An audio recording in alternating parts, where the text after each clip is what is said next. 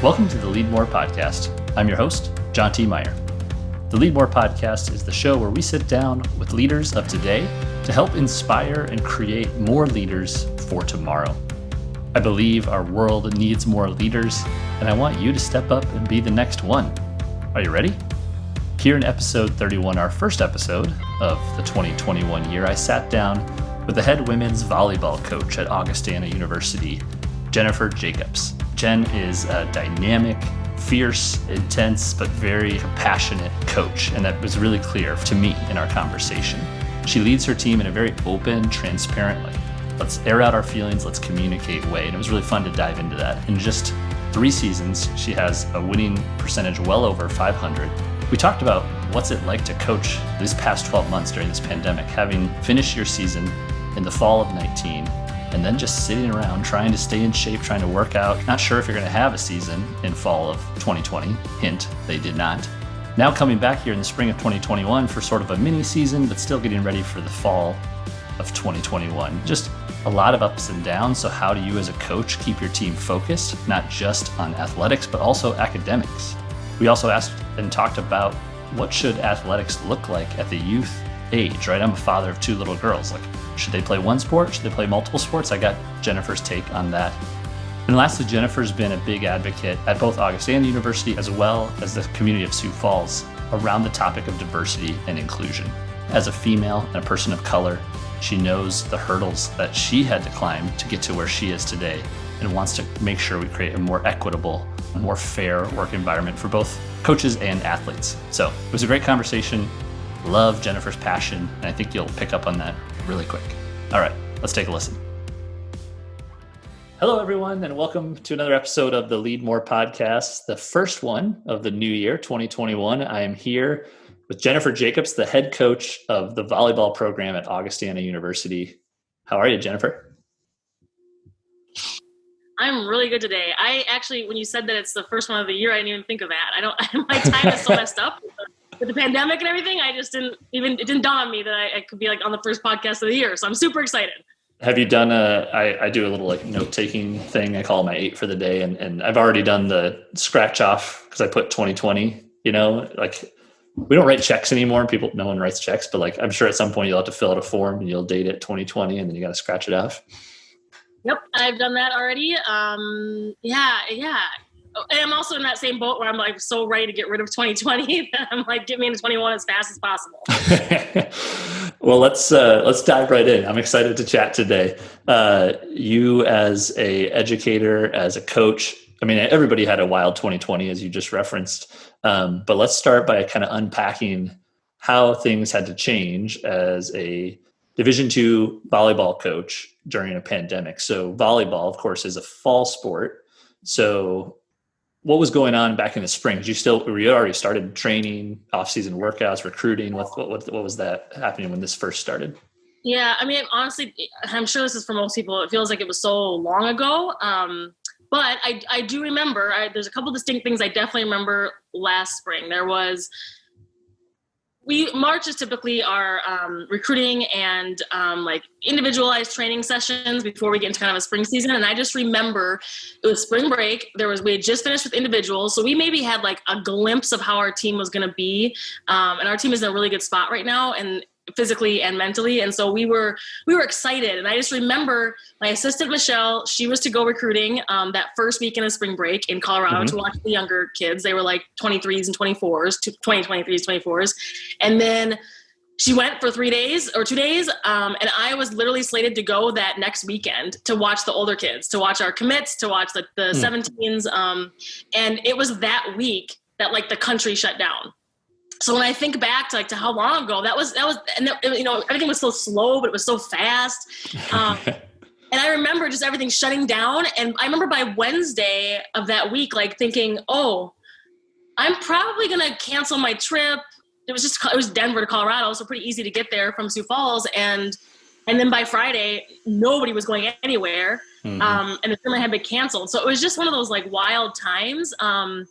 And I'm sure, again, everybody, I just remember trying to figure out, it was a weekly basis, right? It was okay, now what? Okay, now what? Or even a daily basis at that point. Now what? the school Augustana had decided to extend spring break for that second week. We would have started like team spring practices that week. I'm imagining you get like a certain amount of days, right? You get to practice. Yeah. Yep. We have a 6-week period in the end of March into April where we have our spring season, and it's scrimmages, local, we stay close to home. And so it's not as, I guess, intensive, as far as like trying to win, or we just try and get in the gym and compete and play and get better is really like the spring moniker.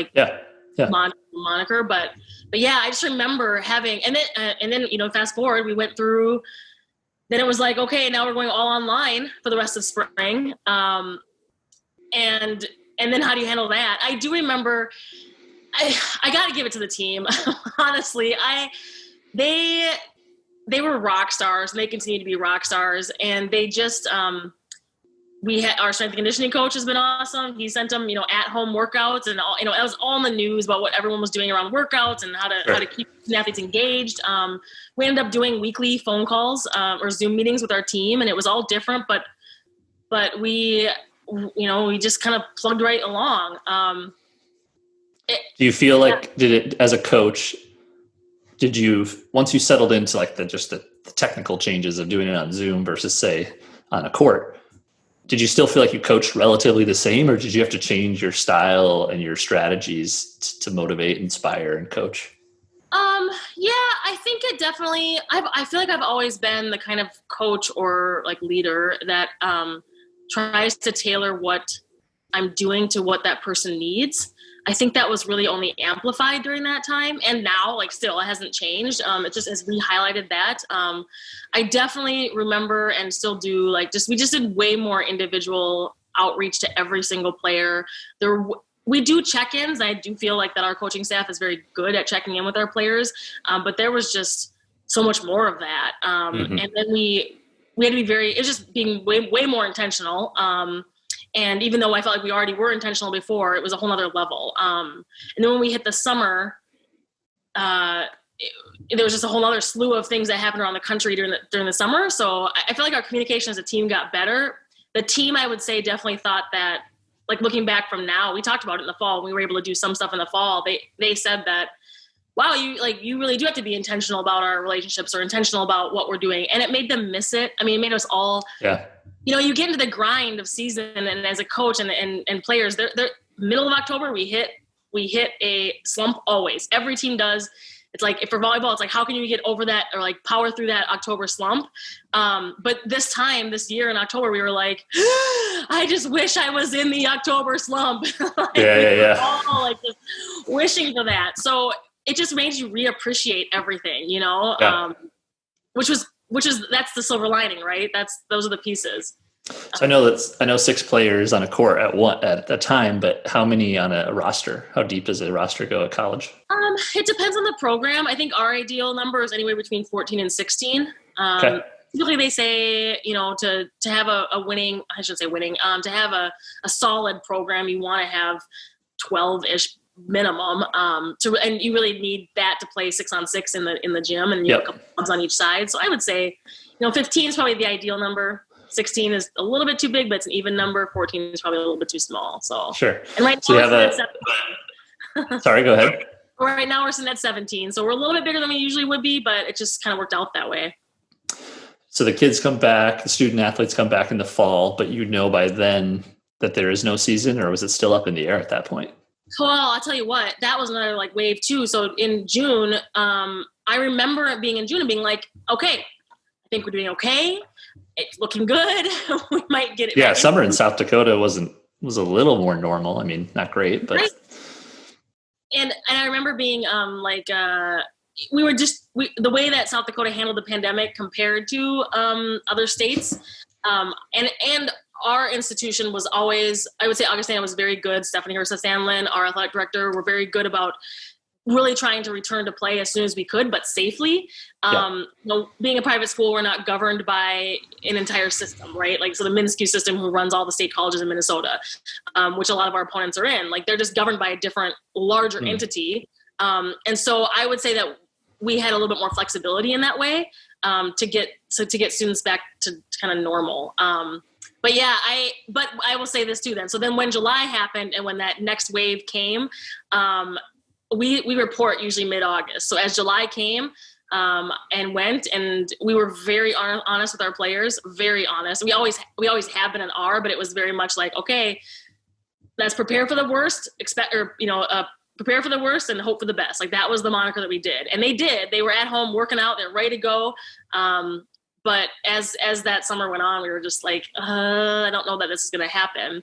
And then it was like an increment. So then it was like the non-conference schedule got shortened. And then it was the conference schedule got shortened. And then all of a sudden, okay, well, we're looking at not having a full-on season. So yeah, I got to give it to the team. They are all still seemingly in great spirits and kind of working through. And we look for little things to celebrate for sure. That's awesome. Yeah, that's super smart. I mean, I think it's fascinating when we've watched even at the professional level, baseball, NFL, folks, players come back and some look very prepared. You can tell they've been doing their workouts and they've been mentally tough, and some not so much, just out of rhythm, injuries, out of shape. And so that's at the professional level where these people are paid to do it. Here, these are student athletes who also have class schedules and exams and finals and papers to be able to like stay sharp. How do you nourish and nudge that as a coach to say like, hey, I know that we might not be playing for anything right now, but like we still got to do the work. Yeah, I think part of it, I should say that the team is in a different spot, I think, than other programs that sometimes it's luck, right? Our team had a really good season last year in 2019. We have a lot of young players that got a lot of significant playing time. So I feel like they're hungry. That kind of fire has been there. And I don't think that they were satisfied with how we did last year. And I feel like they knew that we could have gone farther. I mean, they were really, so this is the side note, the Division II Elite 8 for the NCAA Championships was supposed to be here in fall of 20 at the Pentagon. And so, sure. I mean, our team really had this like, ooh, championship at home. Like it's our hometown. Like why, we were preparing for that, as we do every year, but it's a little bit different when it's in your own hometown. You bet. And so while I think the disappointment was then higher for us, knowing not having a season, I definitely think that was really what was motivating them to stay with it, especially during the time when they're at home or maybe not, in our eyesight as much when they were on summer break. So, yeah. And so we were talking a little bit offline. Now we're already into 21. You get to do kind of a mini spring season, but that's still maybe a little TBD, or what's that going to look like for you guys? Yeah, I think we're trying to get through basketball seasons just started and wrestling seasons, winter sports just started for us at Augie. And so I think that if that goes well with the testing that they have in place as per NCAA guidelines, I think that we'll be able to do some stuff competing with actual, against opponents. And it's interesting because the different conferences have done it different ways. So in our region, the MIAA and the GAC, they actually have a set volleyball schedule for the spring. And it is like we're doing 10 competition dates and here's your schedule. Our conference has decided like not to do that for whatever reason. And so it's kind of more up to the coaches to figure out who we're going to play and when we're going to play and how that's going to look. So a little bit more piecemealed. But yeah, trying to make it the most competitive as possible. And I keep telling my team, okay, we're going to compete this spring and that's a very big deal. And we're going to try to hit regional opponents because it's a very big deal in our area and in our conference. And we're also going to be planning for next year because we have everybody back. And so there's nothing, even though late 80 here is not here this year, this 21, it's in Tampa, which I would love to go to Tampa in in November. So in November, yeah. Or December, yeah, then let's plan for that. So that was going to be, we won't stay on the pandemic the whole time, but my last question is going to be just to understand how NCAA sports are working. So if I play the spring season and I'm a senior this year at Augie, if I want to, do I get to come back, or is that my senior season? Or when you say everyone will be back, how does that work in terms of eligibility? So everybody we have back regardless. They weren't going to graduate anyway, but everyone who had a season, was supposed to have a senior season this past fall, was granted a season of eligibility to get back. So we've been working with each of the players, even the younger ones, to figure out, because they granted everybody that season back. And so even the sophomores and juniors, and trying to figure out schedule wise, would you stay for a fifth year? Would you get your master's? That's an option for some people and some not. So it just kind of is an individual basis. Interesting. Made recruiting interesting, though. I will say that. Yeah, because they're probably trying to project how big the roster might look like, or you are too, and the players are as well. Yeah. Yeah. Yep. Yeah. Interesting. Yeah. And I mean, thinking about COVID and when you talked about testing, like even if you're heavy at 17 people, it doesn't take many to all of a sudden barely have a roster to play. Yep. And I think in this fall, experience is its own teacher, right? And we always talk about, like, we had a moment, I think every team on our campus had a moment where someone got it or someone was exposed and it shut down the entire team for 2 weeks. And I think those moments were enough for just a wake up call for our team to be like, and our team is very responsible, and they're not out in the community and doing stuff, and every time they go somewhere they're wearing masks, but I think just those little scares were just like, oh, I don't want to jeopardize our season, no way. They joked about, this is a little side note too, they live in almost like some on the dorms and then these two kind of volleyball apartments. Yeah. And they were trying so hard to get the team to be able to quarantine in those two apartments for the entire season. Like, can we have a season? Can we play? And we can all live in the same place for the whole time. And I was on board. I'm like, I will try and make that work. Trust me. So. Well, you love to see that sense of responsibility and commitment, right, to the mission and to the cause, and to have the season. They just want to play, which you got to definitely respect that. Yeah. So last question on that. How have you grown as a coach because of the pandemic? Oh, immensely. I think the longer one coaches and the older one gets in coaching, the more you take things in stride. And you just kind of go with the flow. It's funny you ask that, because now, and we obviously have we know more now about the pandemic and COVID than we did back then in March. And I probably wouldn't have said this to you back in March, but you just freak out about less things. And you just tend to just kind of ride the wave.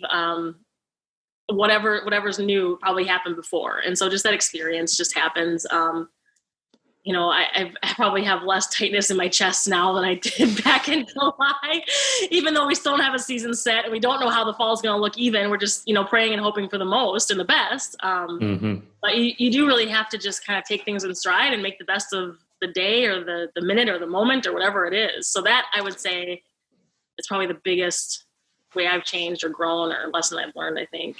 And I say that in the same breath, I will also tell you I always forget that.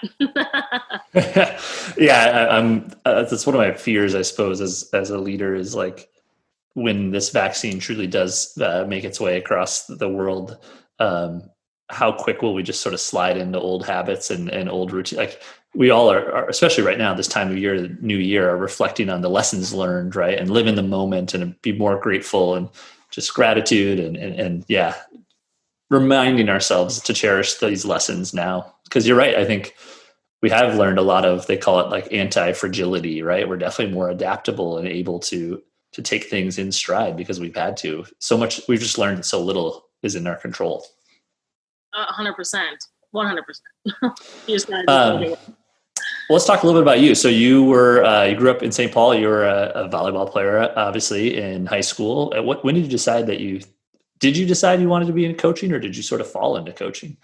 I sort of fell into it. I mean, I've always been coaching. So I went to St. Paul Central, which is right in the heart of St. Paul, and played volleyball there. About my junior year, I realized I could maybe play in college. And so I started to play club and kind of get exposure that way. Ended up playing at Minnesota State Mankato.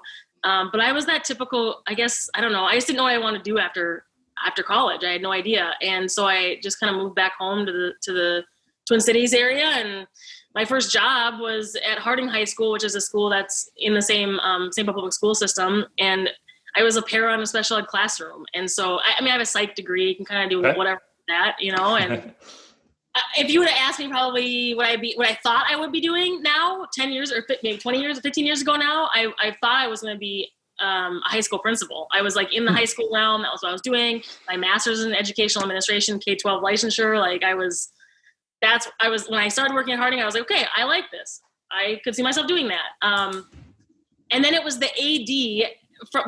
I went from Harding to working at Richfield Public Schools, just first string suburb of Minneapolis. And after 3 years or 4 years there, the AD there said, and I was coaching club the entire time. I'd been coaching. I'd always had my kind of like toe in volleyball, and was fortunate to coach some very good players in club. But he brought the job at Augsburg up, which is where I was previously before Augustana. And he said, there's a half admin, half volleyball job at Augsburg. You should take a look at it. And I did. And that's basically how I made kind of all the connections and met all the people that I needed to meet to kind of bring me here. So cool. Yeah, it's been a crazy ride. I know things aren't done and we're still moving, but it's just fun to kind of look back now that I'm old. Right? I don't know about that. This is your first head coach job, right? At the college level. Yep. At Augustana. Yep. Okay. So this reminds me of when we had John Stiglmeyer, the SDSU football coach, on the show. He said, one of the things that's really tough about college sports and family is how fluid the jobs are, right? Like you have to pick up and move your family because of if you had success, you move to the next level. If you didn't have success, maybe your time is up. So I suppose you also didn't expect to find yourself in Sioux Falls, South Dakota. No. I will tell you a funny story. Before I applied for this job, so I applied for this job in February of 17 or whatever, because I got it in March of 17. The December before that, so December of 16, Elite 8 was here. And the NSIC was holding like kind of an all NSIC former players. But what I was playing was in the NCC, but kind of the same four schools are now here in the NSIC conference. And so they were hosting kind of an all-player reunion or whatever. And so I was like, I'll drive down to Sioux Falls and go. Like 4 hours. Like I was, whatever, doing nothing for that break. And I thought I'd come. And Concordia St. Paul was in the finals or semifinals. And so I know the coaches very well there. And now I coach against them, but had known them for years. And it was a snowstorm. It was like an Arctic blast snowstorm, like the classic South Dakotan, like wind blowing everywhere. You can't see anything in front of you. I'm driving down here and I'm like, what am I doing? And I remember driving away from that tournament and being like, I could never live there. I kid you not. You can't make things up. Like, 3 months later, here I am, moving to Sioux Falls, South Dakota. So, famous last words, right? Yeah, that's awesome. Words, right? I know. Yeah, it's funny. But I love South Dakota, and I love Sioux Falls. It's just so funny that that concept that you make in your head. That's great. So you've had 3 seasons under your belt. I see you have a very successful record, over 500, 53 and 37, well over 500. So you've had some success. What have you learned about coaching at this level of collegiate volleyball, where you have to, I'm sure you have scholarship players, maybe not all of them, but you have these student athletes and it's obvious. It's like these students have 2 full-time jobs. How do you juggle that as a coach and, helping nurture both the athlete part and the student part? Yeah. It's a good question.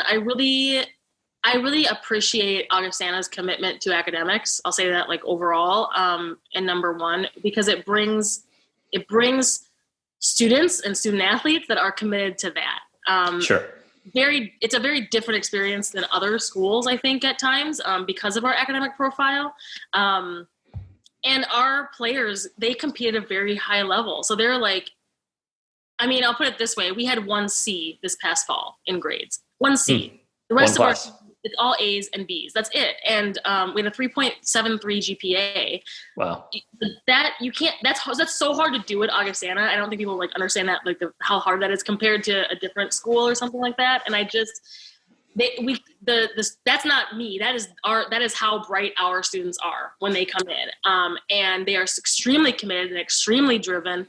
That I don't have to worry about grades, and other coaches are in that same space. So it's easy to support them in that, because they rarely need a whole lot. I don't need to be a coach that's watching somebody study for a test, because they already are. Anything, I need to get our players to sleep more. When we're on the road, I need them to rest and not, be studying until 2 a.m. So it's like the opposite side. It's like good problems to have, right? But I think that and Augustana is special. It takes care of the students. It really does. It takes care of the student athletes. They're so well supported. If you look back, you were talking about the how I'm going into my fourth season, or now going to be fifth season in 21. I'm the most freshman of the coaches at Augustana. Wow. Yeah, I believe the next one after me would be, I think it was Oshesky in football. I think he's been here 10 years. Everyone after that is like 12 plus, at least. So the coaching staff's very close. We stick together. I think that people see that, and players of all sports want to be a part of that kind of family feeling. Community, yeah. Yeah, that's huge. I think that's huge. And that's that's what drew me here, really. I don't know, I'm probably going completely off of what you asked me, but. No, that's good. Well, clearly you have to balance. It's not like you're, hey, we're just here to play the game and have some fun. And you're also competitive, as your record shows. Right. We did have a tough year in 18. We just don't talk about that year. I mean, kidding.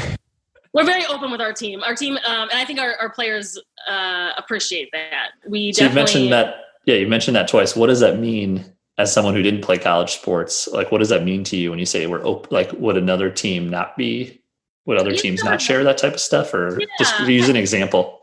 I would just say that it's a very intentional coaching style that I have, and that my staff has, because I've hired for that. We don't sugarcoat things with our players. We're definitely not a yeller. You won't see. I'm not like Bobby Knight out there screaming. You can't do that anymore. Anyway, been throwing any chairs recently. Yeah, not doing that. But especially as a woman and as a person of color, you really can't do that stuff either.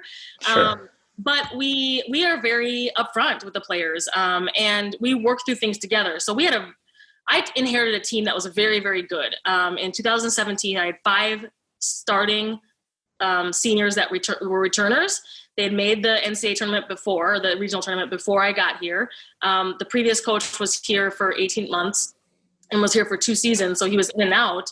And so the success that the team had in 2017 really had nothing to do with me. And that's the other thing about coaching that people don't think about. Like the sophomore class, the current sophomore class we have now is my first full recruiting class.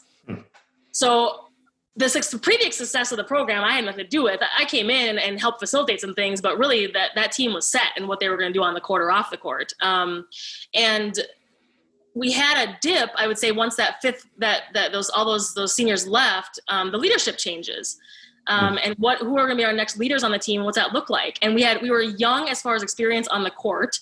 Granted, people had been in the program, but they hadn't had playing time.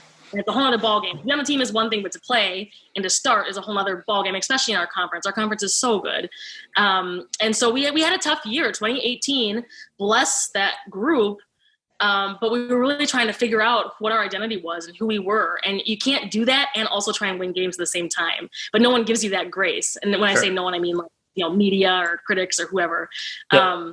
But the team knew for sure. And I remember in spring of 19, the then juniors and seniors at that moment saying, well, that season's never happening again. And we were like, thank you. Like, we're on the same page here. So we'd had that tough dip, but we had to. If we don't have a season like that, we don't have a season like we did in 2019. If we don't have a season like we did in 2019, we don't have the commitment that we have right now. And so we always talk about that, and we don't shy away from that at all. It's those inner workings of the team that people don't get to see or hear about. Sure. But our team knows it and believes it. And so how would you describe like the culture of your Augustana volleyball team? How would you describe it? Oh, how would I describe it? Open, honest communication. The team it's very much team driven and team owned. It's been a very big goal of mine. I got that. I think as a player wanted that when I played. Jane Becker, who is my former boss, she's the head volleyball coach at Augsburg. She would really I got it from her, or how to facilitate it for a team. Everything was, if a team was looking to the coach to give the answer for that, whatever it was, on the court, off the court, how to make something work, she always asked that same question back. So, how do we get so-and-so to want to come to lift? Or how do we get so-and-so to, put that ball away when we do that? Like that kind of thing. Like we can do the technical stuff as a coach. We can teach you that, and we can teach you how to stay connected as a group. We can facilitate that for sure. But until the team does it themselves, a team can only go so far. And so we really focus on that. It is team led. If we have a losing season, it's because the entire team had a losing season. If we have a winning season, it's because the entire team, coaches involved, had a losing season. So yeah, sense. that's what we talk about, it being very team driven. It seems like a very like modern approach to coach, like sports in general, and sort of like maybe the expectations of young adults as they're, they want to have more of that autonomy and control. The sort of command and control style of coaching has evolved a lot, I think. I agree. I totally agree. I also think that that's how you get buy-in, right? If people feel like the ownership, they buy in. That's a classic leadership trait, but it's very hard to do. And I feel like the old style school of coaching, maybe not old's the wrong terms. I know older coaches that do this. Sure. Yeah. That the classic, like the coach knows everything and has all the answers. And that's just, you're right. That's not what student athletes are looking for now. And that's not what wins, I think, long-term. Sure, it might win like one season or two seasons, but not long-term. Building a program. Yeah. Yeah, exactly. And I think that the teams that win over time consistently are ones where the program kind of takes care of itself as you go. And it changes with recruiting. You can recruit for that too. I can tell in a second if a kid can play for us on the court or off the court. That doesn't take very long to determine that athletic ability. It's more of what their personality is like and what they're about as a person. So yeah, that's interesting. That's a great segue. I wanted to ask you about youth sports in America. And so I'm a father of two little girls, 5 and 2. I know that you also have a daughter, 2 years old. Yep. She's almost 2. And so volleyball in particular, but really every sport, it seems like, but volleyball, along with, say soccer or basketball, has sort of that club component in our country. A lot of playing time, a lot of weekends, a lot of traveling. If you're not on the track right away, as in first, second, or third grade, you're going to miss out. That talk about playing one sport year round versus several. We're probably fairly similar in age. I'm curious, what's your perspective on that? How do you view that as a coach? How does that play a role into your recruiting and also as a mother? Yeah. Oh, it's hard. It's one of those hard ones because I'm on the fence. Physically, we know science says that when athletes are dual or triple sport athletes, it's better for their bodies in the long run. We know that. We also know, like, just not by research, but ad hocly, that like there's only the few that can compete at even high Division III or high NAIA, Division II, Division I, in one sport really, really well if they've been a triple sport athlete and hadn't specialized, quote unquote, specialized in a sport. So I sit on the fence. I think we've had great athletes.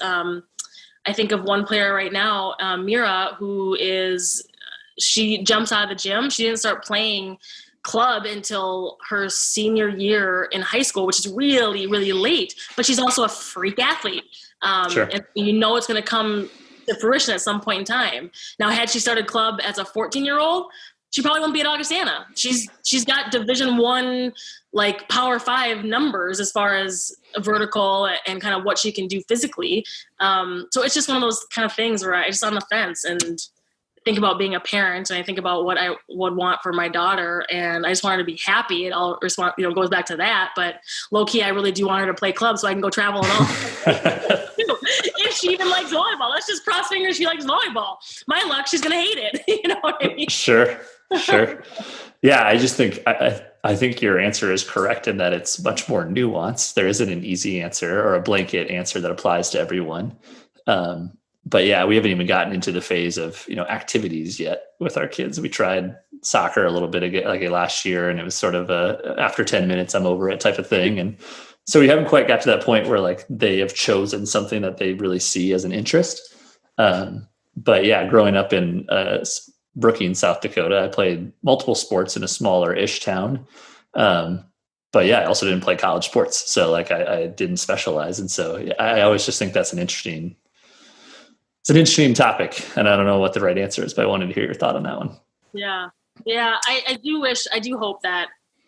I think we're getting better. I think with strength and conditioning, we're getting better. We just saw a lot. Like, coached at a very high level club for a very long time, from 05 into 16, and there wasn't a lot of injuries in the club, but the club did a very good job and had the resources behind it. And of course, those who had the resources were able to play. So that's a whole other topic. Yeah, true. A really good job around strength and conditioning. That was huge. They were one of the first clubs in Minnesota, I think, to hire an actually like collegiate level strength and conditioning coach to come in and do some stuff, because we just see, so if you don't have that at the young age, then you see so many more injuries later on. Yeah, that's interesting. You just barely touched on it there, so I want to transition. We touched on it before we hit record. You do a lot of, you're passionate about diversity and inclusion work in the community, and I suppose at Augustana too. And so I asked you if that was a part of your role, and it sounds like it's not formally, but maybe you've embraced it as a passion. So let's start there. That was obviously also a very important key part of 2020 and hopefully beyond. Talk to us about your perspective on why you've chosen that as a topic that you're passionate about as a leader. Yeah. I'll go back. I'll give you a little bit of history. I remember, so when I was in high school, there were 3 basketball players. The basketball team, the boys basketball team when I was in high school was very, very good.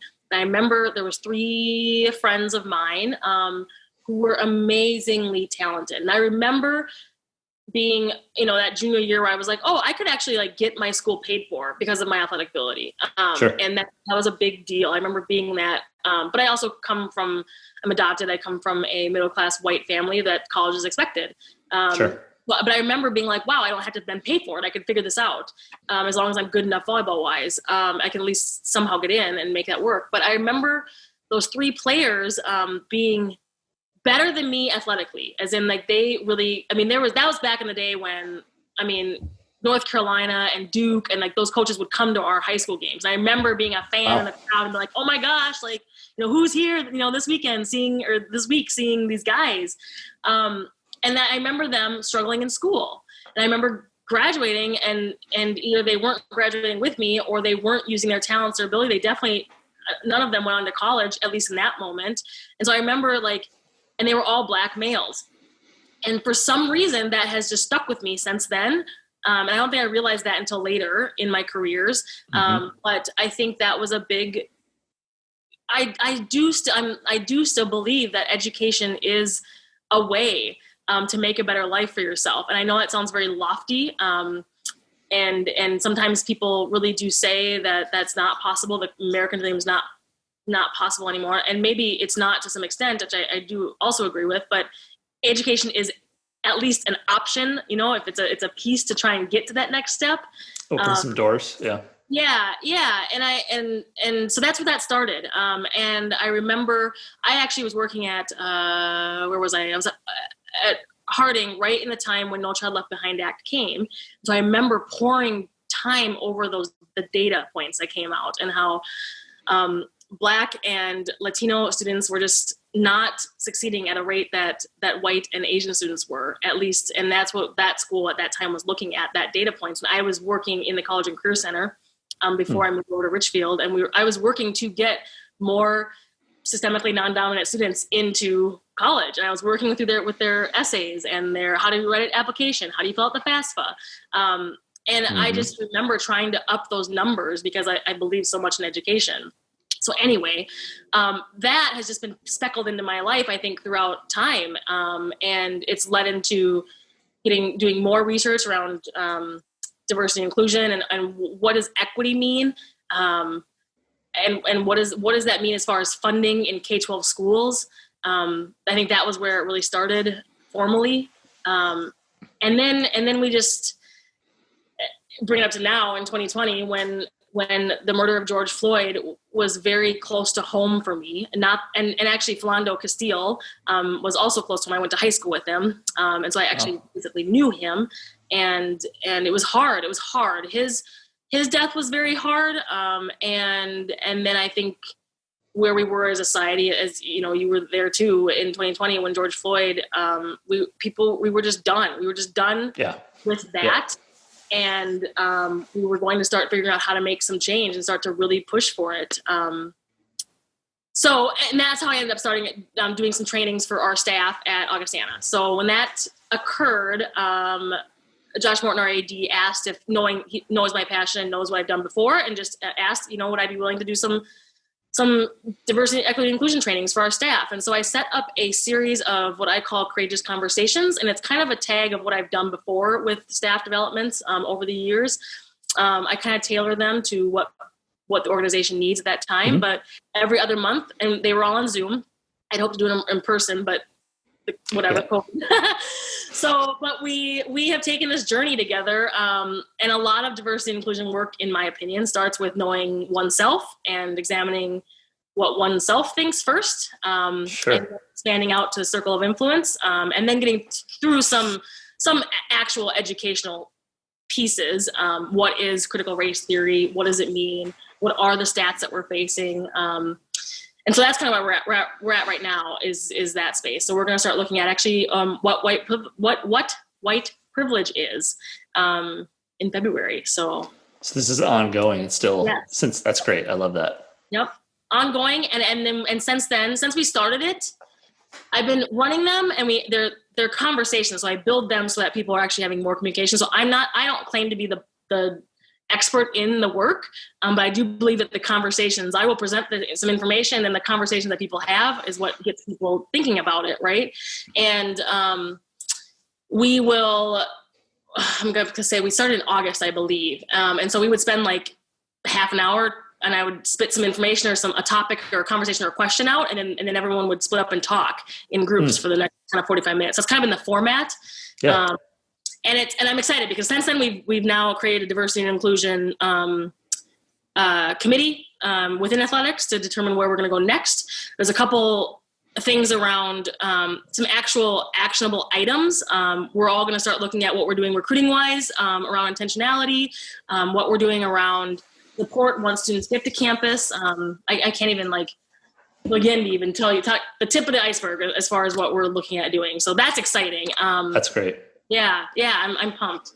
We're definitely taking advantage of your platform, it sounds like, and Josh gave you, a chance to step up. What would you say to a leader, in even at the micro level of just like your team, or I'm an entrepreneur, my company, or even just at home, your family? Like, what's the first? It sounds like, I guess I don't want to put words in your mouth. What's the first step that you would recommend?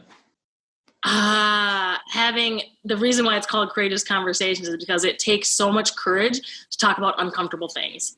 Yeah. And race is an uncomfortable topic, particularly race. And that's my lens. I understand and acknowledge that other people come from other lenses as well. And other trainers or people have other conversations in other realms that maybe I don't. But I would say that if we don't talk about tough things, like, how do you grow? I mean, how does one get to that?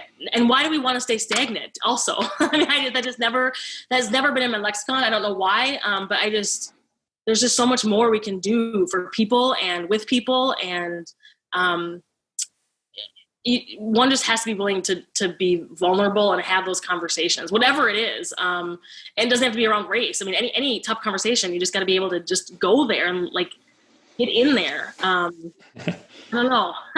That's just kind of my thought. I love that. Yeah. And it sounds like that's very reflective of how you run your team. When you talked about open, honest conversations, transparency, it sounds like people know how everyone's feeling on the team, and everyone's got each other's back. Yes, I would like to think so. And I think, I'll put it this way.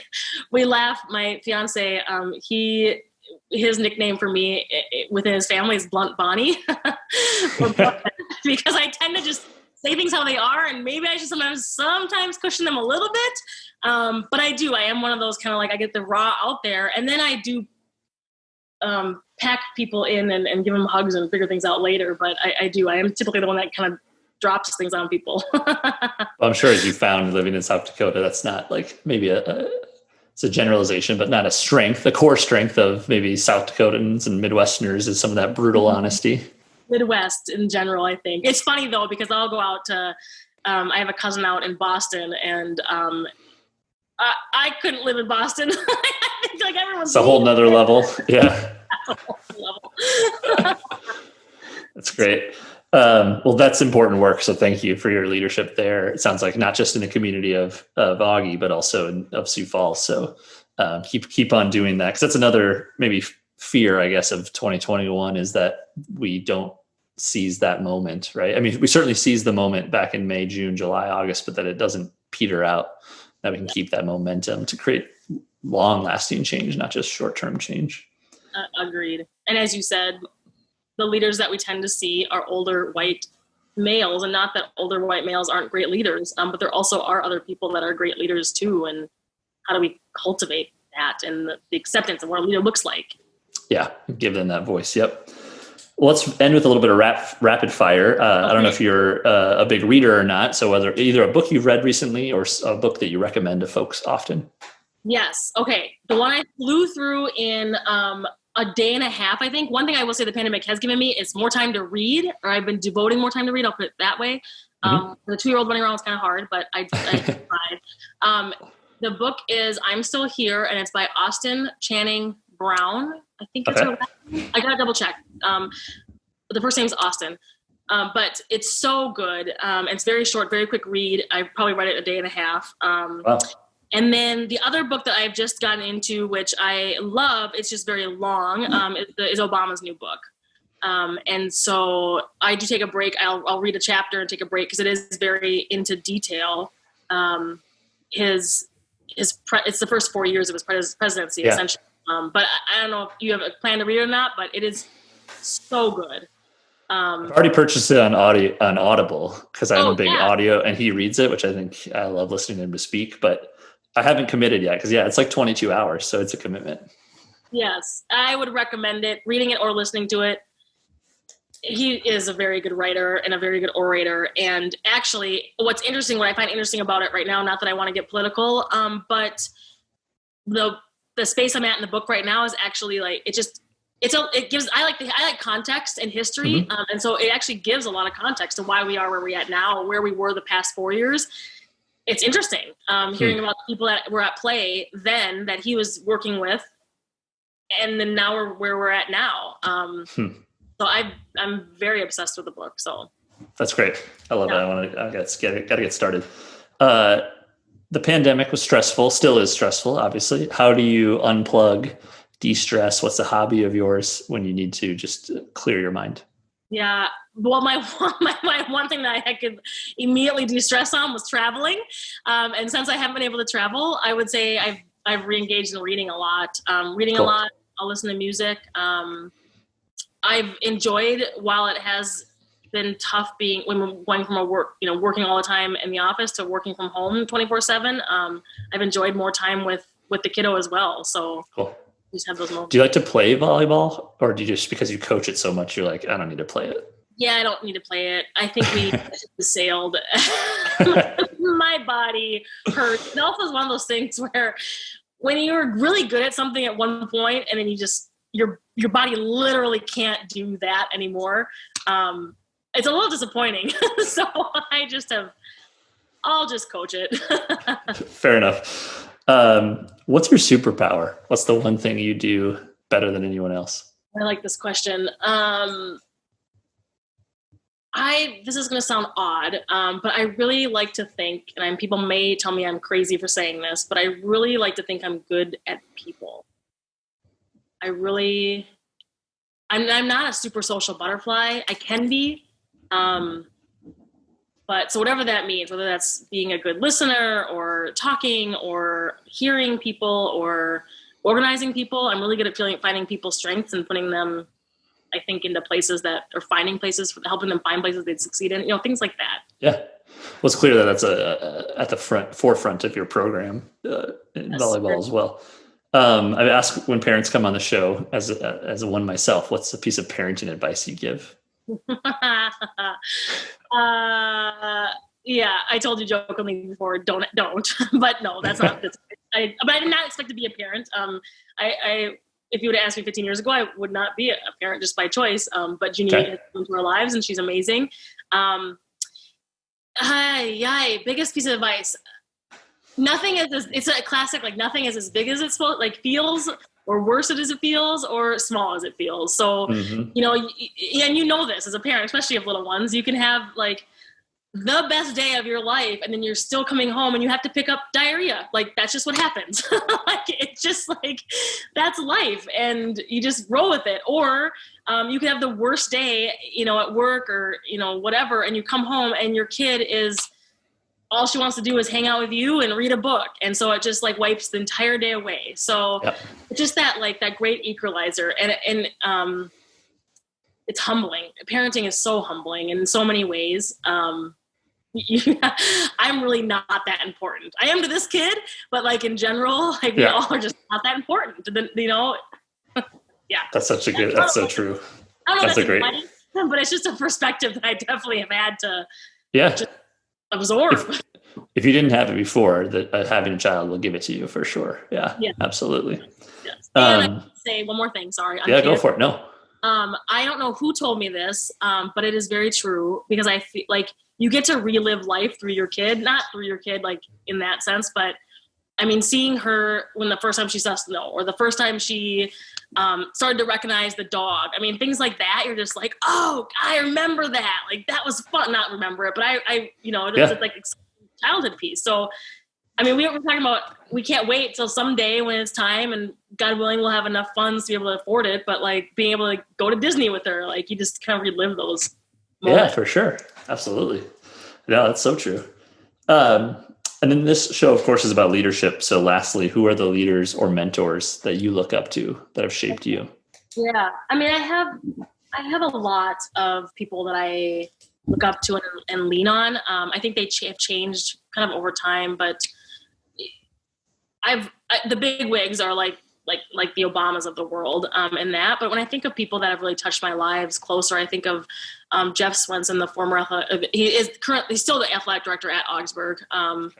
He's always been a big influence in my life. My mom raised me pretty much as a single parent, and that was a choice that she chose to not remarry after my father got divorced, and so she just wanted to raise me. She wanted to focus her time on that, and so people who make those kind of sacrifices for somebody else really stick out in my mind. I think of Jane Becker, again, who I coached with and coached for. I think of Stephen West, who is I don't know where he is now, but he was a superintendent of schools in Eden Prairie for a while, or assistant superintendent, was a principal in my time when I was at Richfield.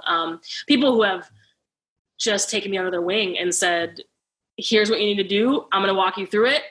Whether it's professionally or personally, those are the leaders and the people I think about that I want to be like. That's great. I really like people, or I really appreciate leaders who don't get too big ever for their britches. Like, and you hear about those big time leaders like an Obama, or like, I don't know who to think names wise, but they're never too big to talk to one-on-one to somebody normal. Yeah. So no, I agree. That's great.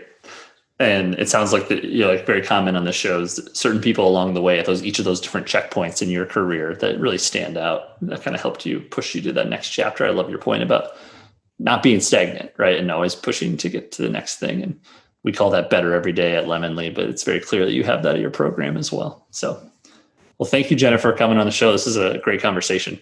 Yeah, I loved it. Thank you so much for having me. And I hear so much good things about your company too. And so it sounds like you guys have a great culture. And also, I know we're talking about what I do with my team, but when you first came on and talked with the group, and it just sounded like you had a lot of good things going on. Of course, I've internet stalked you, look to see what the company does. And I think it's just really cool. So, it's, thank you. It's awesome. And I used to live downtown Sioux Falls. So it's awesome that, you're. Oh, yeah. So yeah. I love DTSF. Well, we'll follow you along the spring. Good luck with the season. And then, of course, again, and hopefully what'll be more of a normal season in the fall. But thanks so much for coming on the show today. Yeah, thanks for having me. All right, everyone. That is episode 31 with head women's volleyball coach Jennifer Jacobs. Thank you, Jennifer, for your time and for your passion, for making a difference both at Augie and in Sioux Falls. So it's very inspiring. That's all we have for this week's episode. Reminder, we drop new episodes every Thursday. Coming every Thursday this year in 2021, new episodes of the Leadmore podcast. You can subscribe wherever you listen to podcasts, Apple, Spotify, Stitcher, wherever you like them. or just go to leadmorepodcast.com and just listen directly right there from your phone or from your iPad or from your car, wherever you want to. Go take a listen. I'm John T. Meyer. You have a great day.